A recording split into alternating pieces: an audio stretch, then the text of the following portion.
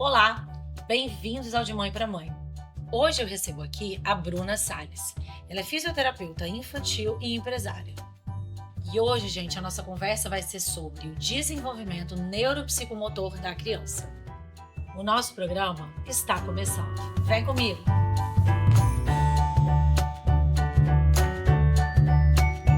De Mãe para Mãe.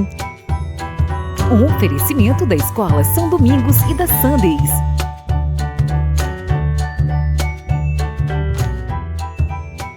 Olá, Bruna, tudo bem? Tudo jóia, você? É um prazer imenso ter você aqui. Já tem tempo que eu olho para você ali no pátio da escola, queria te chamar, porque eu acho assim que o assunto, né, que você aborda é um assunto que ele faz parte do imaginário das mães, assim como muitos outros. Eu sempre falo aqui isso, que é um assunto que os assuntos que a gente conversa fazem parte do imaginário das mães. E sempre, por mais que a gente procure, né, um fisioterapeuta, uma clínica como a sua, a gente chega lá ouvindo e comparando nossas crianças, nossos bebês com muitas outras mães, mas a gente não sabe, de maneira mais técnica mesmo, aprofundar o entendimento que a gente tinha que ter para saber a hora certa de levar, com o que se preocupar. Então, eu queria que você falasse um pouquinho assim da clínica, né, com que você trabalha, a parte que você atua lá na Criar. Primeiramente, muito obrigada pelo convite e confiança. Nós trabalhamos com o desenvolvimento da criança, desde o bebê até adolescente. A gente chama de queixa principal da família. Alguma coisa que incomodar a família, que nos bebês começam comparações, igual você mesmo disse no parquinho, nossa, mas do grupinho só o meu filho não tá fazendo isso, só o meu filho fica paradinho, ou só o meu filho está fazendo, né? Assim, qualquer nuance qualquer diferença, né? Todo mundo não quer que seu filho seja diferente, quer que seja mais ou menos parecido com a faixa etária e que ele consiga alcançar tudo que ele puder, de acordo com a idade dele. Perfeito. Não só bebê, mas também os mais velhos, porque às vezes chega pra gente, eu quero, igual eu te falei ontem, eu quero fazer estrelinha. Todas as minhas amigas conseguem fazer estrelinha, porque aqui eu não consigo fazer, eu já tentei e não consigo. Jamais imaginei que esse tipo de demanda chegava para você. Chega. Fazer estrelinha, ou então na hora do futebol, eu não consigo ser muito bom o suficiente, então eu não quero jogar, ninguém me escolhe, eu prefiro São ficar jogando fisioterapeuta. videogame. Aí já vai.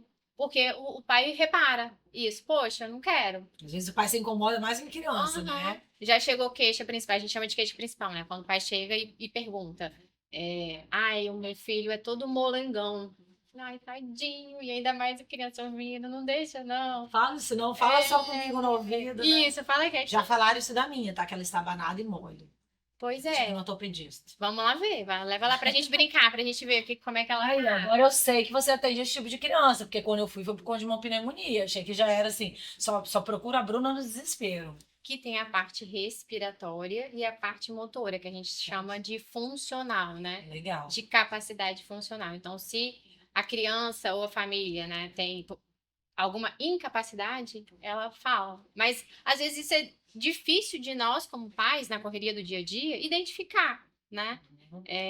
Às vezes assim, é o mais quietinho, gosta de ficar lá só fazendo coordenação motora fina, coisas só desenhando, só Meu marido se incomoda que a minha adora desenhar. Eu falei, gente, mas ela desenha, ela brinca na rua, ela vai em parquinho, ela anda de bicicleta. Por que você tá incomodado que ela desenha? Ela gosta de desenhar, ué. E tudo tem a ver com a faixa etária, né? Aham. Dependendo da faixa etária que a criança tá, a criança não para quieta. Então, se tem uma criança que para quieta. E personalidade também tem a ver? Assim, na verdade, assim, não vou nem falar de personalidade, porque já entra lá no fator psicológico. Mas, assim, com o desenvolvimento psicossocial dela, às vezes ela tem um momento, ela adora brincar, mas eu não considero ela uma criança agitada. Porque ela tem esses momentos de introspecção. Ela quer ler sozinha, ela quer desenhar sozinha, é o Bob Good dela. Às vezes ela quer fazer palavra cruzada, que ela já está aprendendo, gosta de treinar a letra cursiva. Então tem uns negócios que ela quer ficar sozinha. E eu não acho isso nada demais, porque ela também tem um momento de brincar, que eu não considero uma criança agitada, mas às vezes considero estabanada. Mas tudo bem, acho que tem um pouco de medo aí pelos acidentes que ela teve. Me fala então agora, nessa parte de desenvolvimento e as suas nuances, o que a gente tem que observar e estimular desde pequeno enquanto mães, né? E essas doenças comuns que chegam até você nos primeiros anos. Quando eu falo de estímulo, é aquilo que você falou. que a gente conversou ontem naquela reunião de briefing, né? Muitas mães acham que o cuidar é o mais importante. Você alimenta seu filho, você botar ele para dormir, você trocar a roupinha dele, trocar a fralda, o cuidar básico de sobrevivência que o neném tem que ter ali para ele crescer, né? Assim, com saúde e tudo mais.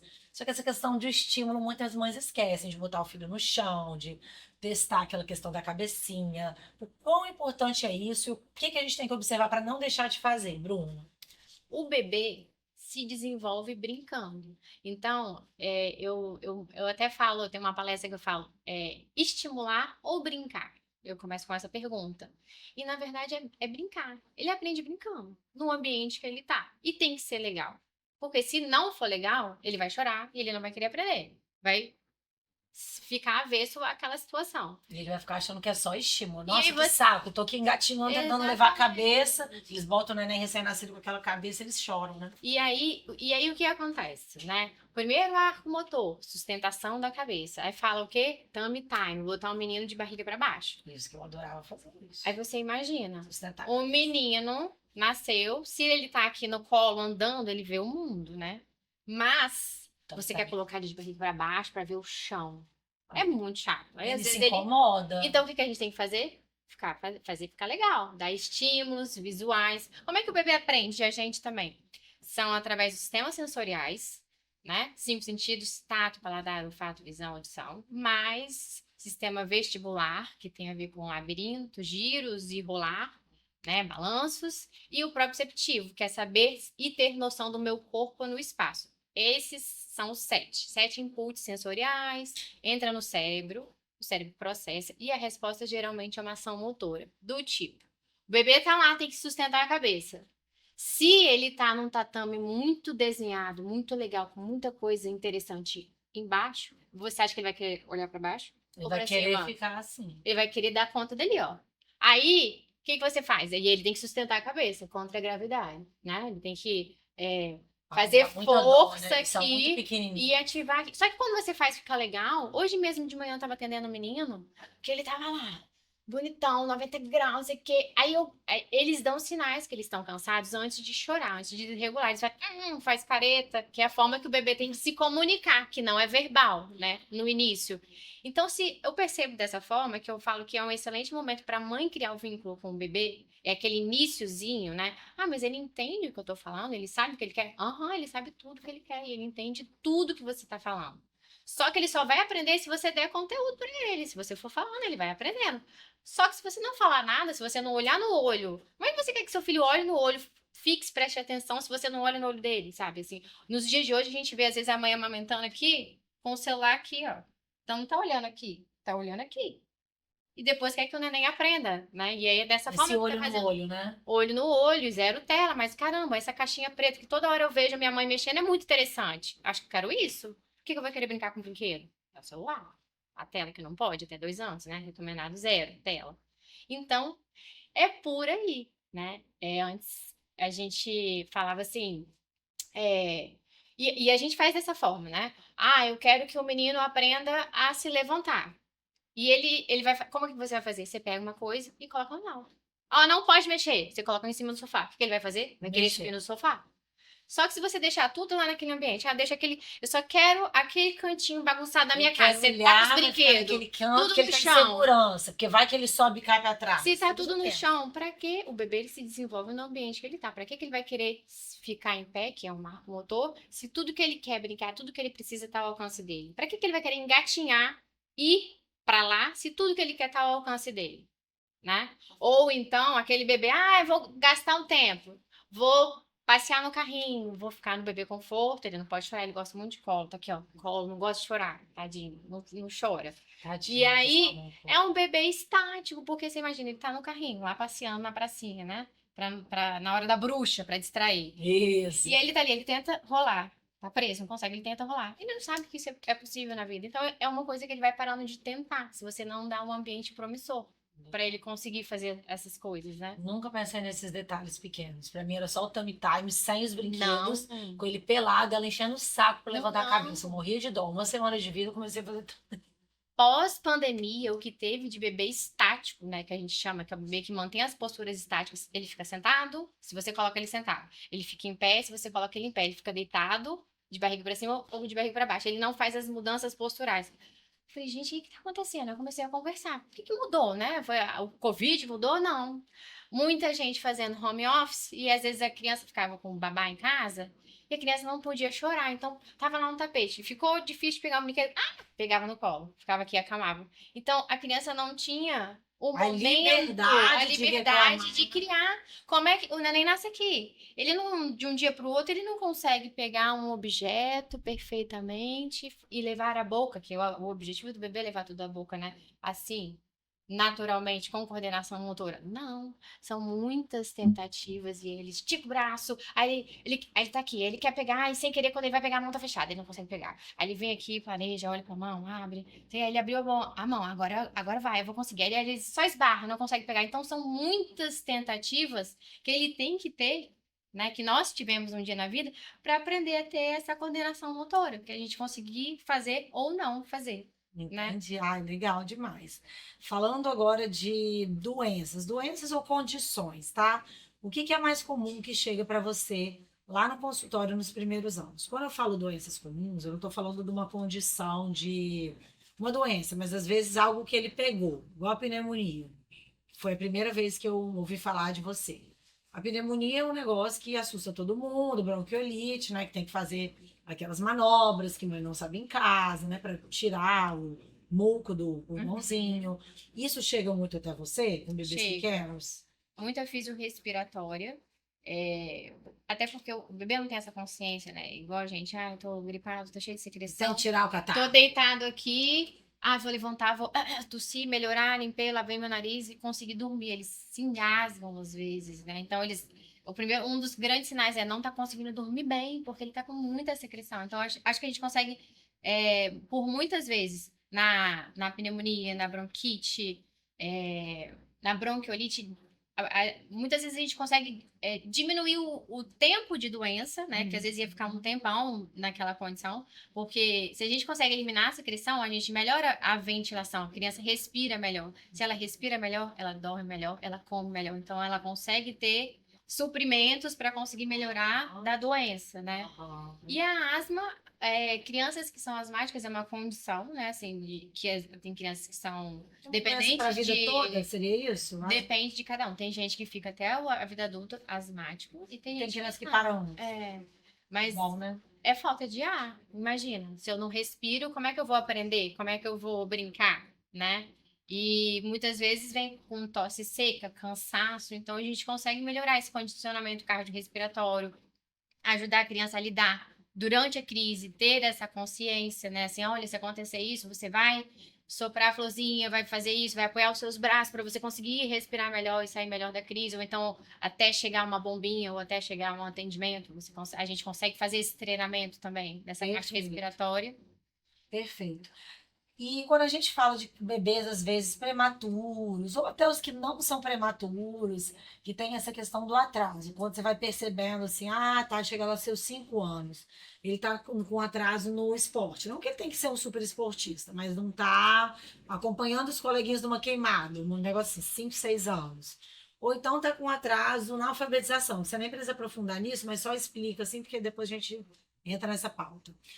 Quando que a gente busca ajuda, né, nesses momentos que a gente percebe uma alteração? Eu falo sempre que qualquer coisa que a mãe perceber, né, se tem uma pulguinha atrás da orelha, corre atrás, que sempre ela vai encontrar alguém para ajudar. E é melhor correr atrás de maneira precoce, para prevenir, porque senão vai crescendo, vai continuando com problema, né? E coração de mãe, a mãe, quando ela percebe, você pode ter certeza que tem alguma coisa. Né? Se ela chegou percebe o tempo a todo. incomodar ela, olha, meu filho não tá conseguindo acompanhar, né? E assim, o que eu percebo na vida prática? Quando é algo fino, né? Assim, pouca, do tipo, não consegue na queimada, igual você falou. Às vezes a gente avalia a criança e aí a gente faz os marcos grosseiros que ela deveria fazer. Ah, sobe escada, pula com os 2 pés, consegue. A gente faz de acordo com a idade, né? Aí a gente vê, opa, não tá conseguindo pular com os 2 pés. Aí a gente olha, a gente fala assim, a gente olha funcionalmente tudo que aquela criança, de acordo com a faixa etária, faz. E aí existem escalas, né? E a gente fala assim, ó, ela faz isso, ela deveria fazer isso. Ela está adequada para a idade, ela está aquém ou ela está, né? Diferente, alguma coisa. Aí se eu vejo diferente. que tem algum tipo de atraso, aí, na hora mesmo eu falei, olha, eu falei, você já tinha reparado que ela só se levanta com uma perna? Aí durante a avaliação, a gente vai aplicar escalas de acordo com a idade da criança, né? Vai coletar a história, porque às vezes foi um bebê que teve torcicolo, né? Então, o bebê de torcicolo, geralmente ele olha mais para um lado, ele tem tendência a rolar mais para um lado, a se puxar para de pé mais para um lado, e isso se manteve, andou e ninguém mais viu E que. aí anda mais para um lado, sobe a escada mais para um lado, tudo tá interligado e ninguém nunca percebeu, porque Aí, às vezes, durante a avaliação, eu vou vendo a criança se movimentando, né? Faço subir, descer escada, rampa, parede coisas que a escalada, gente nunca ou faz em casa. na piscina de bolinha, lá na clínica tem uma tirolesa, e a gente Legal. vai ver o que a criança faz ou o que ela não consegue fazer. E se ela tem alguma alteração, usa muito mais uma perna do que a outra. Se eu uso muito mais, se eu me levanto muito mais com uma perna é mais forte do que a outra. Para eu subir uma parede escalada, eu preciso de ter força dos dois As e me pôr. duas, Então eu vou ter dificuldade. E se às vezes eu tenho dificuldade, se é muito difícil, eu já passei muito aperto, eu também paro de tentar. E por aí vai. Entendi. Agora, falando aqui, para a gente terminar do quando procurar ajuda, na verdade, a gente que já interliga com o próximo assunto, né? Quando a gente fala de desenvolvimento neuropsicomotor, parte cognitiva e neurodesenvolvimento, né? Que isso vai para o neuro depois, né? Vai para essa parte de neurodesenvolvimento depois. Aquelas crianças que eu vejo muito andando na ponta do pé, totalmente normal, ou isso pode influenciar alguma coisa ali quando eles crescem? Então, existe a marcha equina idiopática, não tem causa nenhuma para andar na ponta do pé. Muitas dessas crianças, elas têm a panturrilha, a parte de trás, né? O sólio gastrocnêmio bem fortalecidos, rígidos, né? Que às vezes eles têm dificuldade de fazer choque de calcanhar, de jogar o centro de massa para trás. O calcanhar. Se eu ando na ponta do pé, o meu calcanhar não faz choque de calcanhar, né? E o joelho? Atrapalha o joelho em alguma coisa? Não. Às vezes, sim, ajoelho, o abdômen, eu percebo que essas crianças têm um abdômen mais fraco, têm dificuldade de fazer muita dissociação de cintura. É uma criança que anda mais, botando toda a força mais em bloco, sabe? Em vez de girar assim, gira em bloco. Não sei se vocês sabem o que é girar em bloco, mas não. Quando a gente anda, a gente faz um balancinho que a gente vai dissociando. É uma criança mais em bloco. E aí joga o centro de massa. E a do pé tá retinha assim, forçando ali aquele pé, e o resto do corpo ele tá forçando tanto. O abdômen, o quadril até, né? Fica ali só na ponta do pé mesmo. E até assim. E isso a longo prazo, a gente já pegou lá na clínica crianças que ficaram muito tempo andando na ponta do pé e lá pelos seus 12 anos precisou de fazer cirurgia de tendão. Nossa. Porque andava tanto que não conseguia mais apoiar o pé inteiro. E aí quando você joga mais peso numa parte do pé, no antepé, né? Essa parte tende a crescer mais e a parte de trás, onde não tem descarga de peso, cresce menos, né? Perfeito. Quando a gente fala do engatinhar? O engatinhar, eu amo engatinhar. Acho que todo mundo tem que engatinhar. Porque tem gente que fala, nossa, minha criança nem vai precisar de engatinhar, ela já vai andar direto. Não é normal ouvir isso? Demais. Assim, já tá ficando em pé, já pulou, vai andar. Nem precisou engatinhar, mas, gente, engatinhar tem a sua importância como tudo na vida do desenvolvimento. Deus não fez nada à toa, né? Então. Eu falo, nossa, que ótimo que tá ficando em pé, mas né? deixa eu te explicar. O se puxar para de pé é um treino pro engatinhar. Para se puxar para de pé, ele faz muita força de peitoral, de core, né? De grande dorsal, de muita coisa de tronco, que ele vai precisar lá na frente para andar. Então, uma criança que consegue engatinhar, consegue se puxar para de pé, é uma criança bem mais forte. Então, é bom engatinhar antes do Exatamente. Se eu tenho muita força proximal, eu tenho mais destreza distal. Então, se eu tenho força de tronco, né, é mais fácil de eu ter mais destreza de coordenação motora fina. Então, né, eu tenho sustentação aqui, então eu consigo escrever melhor. Olha, se eu tô aqui, ou aqui, para escrever, entendeu? Então influencia lá na escrita, lá na escrita. Gente, graças a Deus, meu filho engatinhou. Grafomotricidade. Né? A terapeuta ocupacional lá na clínica, quando vai, às vezes as professoras encaminham, né? A letra tá muito difícil, o traçado tá muito forte, ou tá muito claro, muito fino, aí leva os cadernos, né? Quando a gente vai ver, muitas vezes, quando coleta essa história, são bebês que pularam engatinhando. Nossa, jamais saberia. Tia Bruna obriga todo mundo a engatinhar. Você, tia Bruna, Obrigo. obriga? Todos Se eu os tiver outro meninos, bebê- todos os meus filhos são obrigados a engatinhar. Adorei. Quando a gente fala agora de crianças maiores, desenvolvimento corporal, naquela parte da socialização, né?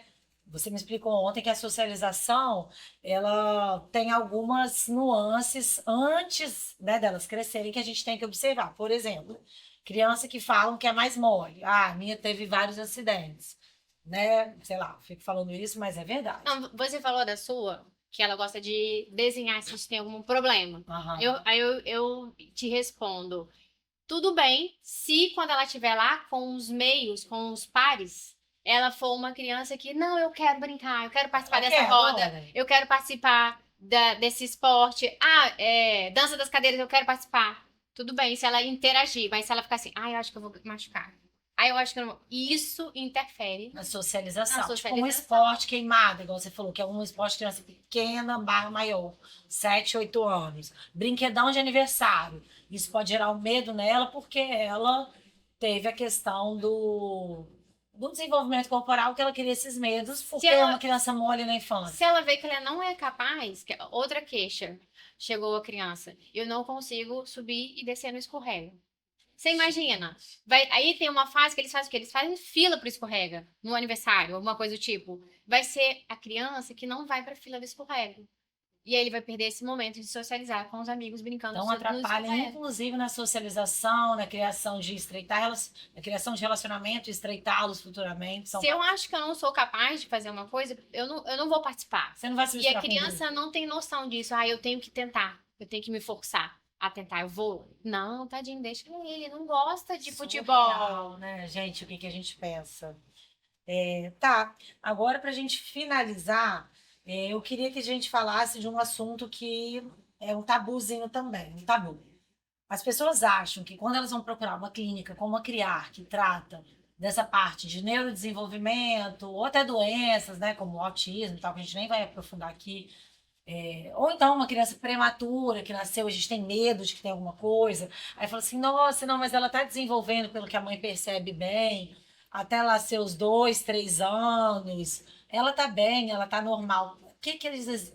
Existem essas mães ou essas avós, sei lá, até escola, não sei se entram muito nesse quesito. Nossa, a criança está normal, não precisa levar e ficar com essa noia. Eu acho que isso pega um pouco na parte do preconceito, porque elas entendem que se está procurando um profissional que trabalhe com neurodesenvolvimento, com a parte corporal, elas podem achar que a criança tem um atraso, então já ficam com preconceito, com medo de alguém falar que ela tem atraso. E não é isso, a gente está prevenindo, na verdade, uma piora que poderia melhorar se o tratamento for procurado precocemente.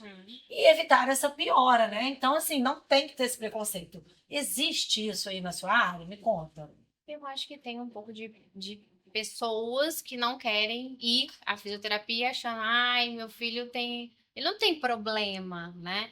E aí eu falo, gente, o máximo que a pessoa vai sair de lá vai ser com a indicação de um brinquedo legal, de uma brincadeira do que fazer de acordo com aquela faixa etária, de acordo com aquela criança. E que às vezes a criança não tá dentro da faixa etária dela. Que Não o necessariamente é um desenvolvimento dele é problema. muito individual. É, Cada não, um se desenvolve de acordo com as experiências que teve no ambiente que estava, que né? às vezes um é mais estimulado, outro não. Não que seja certo ou errado, às vezes foi o que a mãe pôde dar naquele momento. Mas aí ela sai mais curada, digamos assim, né? Evitando problemas futuros. Seria isso, né? E eu sempre falo que assim é muito mais fácil a gente habilitar uma função do que reabilitar. Do tipo, eu percebi lá no início do desenvolvimento que meu filho tem preferência mais de usar um hemicorpo, né? Uma O parte que do seria corpo. esse início? Ele só rola para um lado, só pega os objetos. Toda hora que eu dou um objeto, ele só pega com a mão esquerda. Nossa, eu acho que ele vai ser canhoto, já sei com 8 meses. Não, Os seus deduz essa nisso. idade a gente não sabe. A criança tem que fazer tudo com as duas mãos. Ai. Tem que colocar as duas mãos na boca. Gente, eu jamais saberia disso. Eu ia falar, é canhoto. Porque a minha é canhota. Qualquer nuance, a gente tem que saber por quê. Isso é normal ou não. Existe uma condição que a gente chama de, o nome popular é paralisia cerebral, encefalopatia hipóxico-isquêmica, que às vezes o bebê lá pode ter sido intraútero ou perinatal, teve uma lesão pequenininha, e a criança vai fazer tudo, mas às vezes ela vai puxar uma perninha, vai ser imperceptível, você só vai saber se você conseguir com aquele olhar. Mas pode ser um bebê que só vai rolar para o lado, só usar uma perna para se levantar. E ele vai se readaptar muito facilmente. Se eu consigo precocemente intervir, opa, você não tá usando esse lado, então eu vou forçar, vou fazer um ambiente ficar legal desse lado. Você quer isso? Toma, do lado direito. Você quer isso? Toma, do lado direito. Então, se o cérebro tá aqui e ele fez 1000 vezes com essa mão, ele vai aprender a se movimentar, vai ter força, destreza, né? Praxia, que a gente fala, esse todo planejamento motor. Eu tenho um planejamento motor para pegar uma xícara, né, de porcelana. Eu tenho um outro planejamento motor para pegar um copo de plástico, força. Se eu pegar com a mesma força o copo de plástico, o copo, né, e a água cai, que é diferente desse aqui. Posso fazer uma força diferente. Então, isso são de acordo com as experiências. Então, a gente avalia, vê isso tudo e vê o que a gente pode fazer para tirar a simetria, para dar. A gente fala que habilitar. A nossa função é fazer com que a criança se desenvolva e brinque de acordo com a faixa etária dela. Seja um bebê, seja uma criança mais velha. São muitos detalhes que a gente tem que observar, tá? Só os de hoje aqui de manhã eu já percebi um monte de coisa, né? Mas olha só, a gente para a criança e não vem com manual. Cada um é de um jeito. É verdade. E graças a Deus a gente consegue pedir ajuda, né? Exatamente. Pedir ajuda, muito importante falar, sem esse preconceito. Chegar de braço aberto querendo informação, às vezes. Não achando assim, nossa, meu filho vai ser com um diagnóstico. Nossa, meu filho, só porque ele vai lá na clínica, ele vai ser taxado de criar um neném com atraso, uma criança com atraso. Pra que ele tá indo lá até hoje? E não é isso, né? Não é? É uma melhora mesmo, às vezes. Eu já peguei criança que, ele é diferente, ele é lerdinho, nananã. Aí eu fui ver, eu falei, ele não enxerga direito. Eu falei, vai no oftalmo. 6 graus. A criança tinha 5, 6 anos. Ninguém tinha percebido. Então, ele não estava enxergando realmente para descer a escada, né? Fundo. Tava difícil para ele. E aí, quando ele colocou o óculos, curou. Melhorou a vida Pois dele. é, porque eu só ouvi falar, minha mãe que me perdoe, talvez ela tinha que ter me falado e ela falou, eu esqueci ou ela não falou, que oftalmo, oftalmo, né? Que tem que levar a criança lá com 1 ano e meio, 2, quando a visão já tá completa, né? Ver cores e tudo mais, mas depois eu nunca mais levei. Vai que ela tá enxergando mais ou menos, eu acho que ela é mole, que ela está banada. Pode ser isso? Tem que ver o tônus dela, né? Como é que é também. Tem que ir lá. Vamos lá. Vamos brincar. Leva ela pra brincar comigo. Perfeito. Bruna, tô muito feliz que você aceitou participar aqui do nosso De Mãe para Mãe, né? A gente falou sobre tópicos muito importantes. E é isso, muito obrigada pelo seu tempo, por ter dedicado aí, né, o estudo para a gente escolher os assuntos mais abordados. Não sei nem se são os mais interessantes para as mães, mas assim, assuntos que chegam muito a você e que eu ouço muito também. Então, eu acho que um pouco do que eu vivo, né, da minha vivência de mãe, de conversar com outras mães, eu tentei pegar aqui abordagens que são muito presentes e dúvidas muito frequentes também. Então, estou feliz que você tirou esse tempo para esclarecer tanta coisa pra gente. E depois já quero mais gente lá na Criar para Vamos combinar. para trazer aqui muita informação pra gente, porque informação nunca é demais, né? Tá vendo como a gente previne muita coisa? Né? Com informação. Muito obrigada, tá? Por estar conosco. Você gostou? Gostei. Ah, obrigada. E a você que nos acompanha, eu agradeço hoje, mais uma vez, pela companhia. O De Mãe para Mãe é uma produção da Escola São Domingos e da Sanders. Voltamos em breve para mais conversas sobre uma maternidade leve, plena e feliz. Até lá! E aí, vamos embora?